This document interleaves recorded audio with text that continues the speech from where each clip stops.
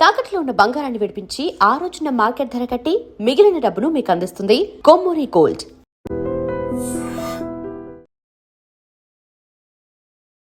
హైదరాబాద్ చాంద్రాయణగుట్ట అంటే పాత బస్తీ అనుకోవచ్చు. పాత బస్తీలో కొన్ని ఇన్సిడెంట్స్ ఎంత భయాన్ని గొలిపిస్తాయనంటే అక్కడ పాపం నిజంగా అధికారులు అనుకోవచ్చు, లేదంటే ఈ పోలీసులు, ఎస్పెషల్లీ పోలీసులు అయితే చుక్కలు చూస్తారు అని చాలామంది మాట్లాడుతూ ఉంటారు. ఎందుకు ఏంటి అన్నప్పుడు మీరు చూడండి, ఈ ఇన్సిడెంట్లో ఆటో డ్రైవర్ మద్యం తాగుతాడు, మద్యం మత్తులో ఆటోని డ్రైవ్ చేస్తాడు, డ్రంక్ అండ్ డ్రైవ్ టెస్ట్లో పాజిటివ్ వస్తుంది. బండి పక్క కాపు, నువ్వు దిగు, నీ మీద కేసు నమోదైంది అని అంటే బండి పక్క కాపుతాడు, సార్ అంటాడు.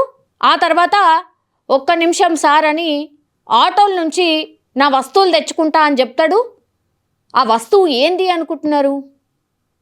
ఆ వస్తువు ఆయన చేతిలో పాముతోని ఏకంగా ట్రాఫిక్ పోలీసులకు డ్రంక్ అండ్ డ్రైవ్ టెస్ట్ చేస్తున్నటువంటి ట్రాఫిక్ పోలీసులకు ఒక ఆటో డ్రైవర్ తన వద్దనున్న, అంటే ఆటోలో పాముతో ట్రావెల్ చేస్తున్నాడు ఆయన. ఇది ఒకటి వెరీ వెరీ ఏమంటారు, డేంజరస్. అంటే ఆ డే అంతా మరి ఆ పాము ఆటోలోనే ఉంది, వీడు డ్రైవ్ చేస్తున్నాడా? నాకైతే ఈ ఇన్సిడెంట్ చూసిన తర్వాత చాలా భయం వేసింది, అట్లాగే వింతగా అనిపించింది. ఆ పామును తీసి పోలీసుల పైకే పోతున్నాడు కరిపిస్తా అన్నట్టుగా. నువ్వు నా బండిని వదులుతావా, ఆటోని వదిలేస్తావా, లేకపోతే పాముతోని కరిపియమంటావా? విజువల్లో క్లియర్గా కనిపిస్తోంది. ఈ ఇన్సిడెంట్ చూడగానే ట్రాఫిక్ పోలీసులు కూడా అసలు షాక్ అయిపోయినారు, పక్కకు జరిగిపోతున్నారు, ఆయనను పట్టుకునే ప్రయత్నం చేస్తున్నాడు. ఎంత మద్యం తాగిండంటే అసలు సోయి కూడా లేదనమాట. ఏం చేస్తున్నా అసలు ఏంది కూడా అసలు సోయి కూడా లేకుండా ప్రవర్తిస్తున్నాడు ఆటో డ్రైవర్. అంటే ఆటో డ్రైవర్ మద్యం మత్తులో డ్రైవ్ చేస్తే, ఒకవేళ డ్రంక్ అండ్ డ్రైవ్కి సంబంధించిన టెస్ట్ లేదనుకోండి, ఆయన ఇక యాక్సిడెంట్ చేసినా ఇక మంది ప్రాణాలు పోవడం ఒకటైతే, ఏకంగా ఆపిన తర్వాత పోలీసులు ఆపి ప్రశ్నించి నీ బండి పక్కకు ఆపేయు అని అంటే కోపంతో ఆటోలో ఉన్న పాముతోని బెదిరిస్తున్నాడు.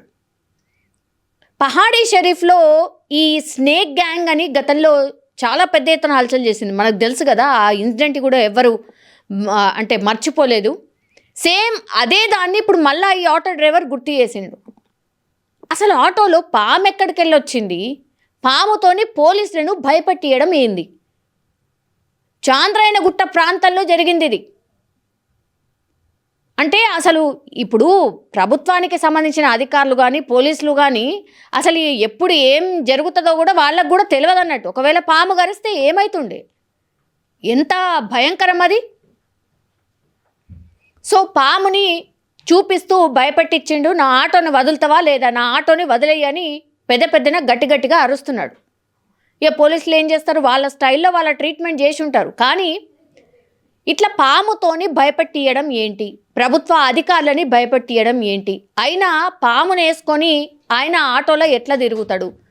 ఆ రోజంతా కూడా ప్యాసింజర్స్ని తిప్పే ఉంటాడుగా. మరి ఆ పాముని ఎక్కడ దాచిండు? ఎంత డేంజరస్! ఎవరైనా ఎక్స్పెక్ట్ చేస్తారా పాము ఉంటుంది ఆటోలో, అది కూడా ఈ డ్రైవరే ఆ పాముని దాస్తాడు ఆటోలా అనేది అసలు ఎవరన్నా ఎక్స్పెక్ట్ చేస్తారా? ఇది చాలా డేంజరస్. అసలు ఇట్లాంటి వాళ్ళు ఎంతమంది ఉన్నారు ఏంటి అనేది కూడా వెతకాల్సిన అవసరం ఉంది. అట్లాగే ఇది చాలా అంటే డిఫరెంట్ ఎక్స్పీరియన్స్, వాళ్ళ అధికారులకే ఎక్స్పీరియన్స్ అయితే ఆటో నడిపిన వాడు దొరికాడు కాబట్టి ఆ ఆటోలో ఎంతమంది జర్నీ చేస్తుంటారు, లేకపోతే ఇట్లాంటి వాళ్ళు ఎంతమంది ఉండుంటారు? ఆటోలో పాముతోని మనం జర్నీ చేసినా కూడా పెద్ద ఆశ్చర్యం లేదన్నట్టు. సో చాలా క్వశ్చన్స్ అయితే రైజ్ అవుతున్నాయి. ఆయనైతే ప్రస్తుతం ఈ ఆటో డ్రైవర్ని అదుపులోకి తీసుకున్నారు. అసలు డీటెయిల్స్ ఏంది, బ్యాక్గ్రౌండ్ ఏంది, ఇదంతా కూడా క్షుణ్ణంగా పరిశీలిస్తున్నారు. కానీ ఈ ఇన్సిడెంట్ బయటకు వచ్చిన తర్వాత మాత్రం చాలామంది నెటిజన్స్ అయితే ఇప్పుడు నేను చెప్పిన డౌట్సే చాలామంది రైజ్ చేస్తున్న సిచ్యువేషన్. సో చూడాలి ఇట్లాంటి వాళ్ళు ఎంతమంది ఉన్నారు, వాళ్ళని పట్టుకునే ప్రయత్నం ఎంత సీరియస్గా జరుగుతుంది అనేది చూడాల్సిందే. నిజంగా ప్రస్తుతం ఉన్నటువంటి సమాజం దేనికి ప్రయారిటీ ఇస్తుంది? ఆర్థిక సంబంధాల చుట్టూ మాత్రమే తిరుగుతుంది. మళ్ళీ ఎన్నికలంగానే చాలా విరక్తి కలుగుతాను. మంచి అనిపిస్తుంది కదా, లేడీస్ కూడా ఛాలెంజింగ్ జాబ్స్ చేసినప్పుడు చాలా బాగుంటది. ట్రాఫిక్ అసిస్టెంట్స్ గా నియమించిన ట్రాన్స్జెండర్స్ అందరితో సాల్యూట్ చేయించుకుంటున్నారు. ఫుడ్ డెలివరీ ఇవ్వటానికి వెళ్ళినటువంటి డెలివరీ బాయ్ అనిల్ పై కళ్ళ ముందు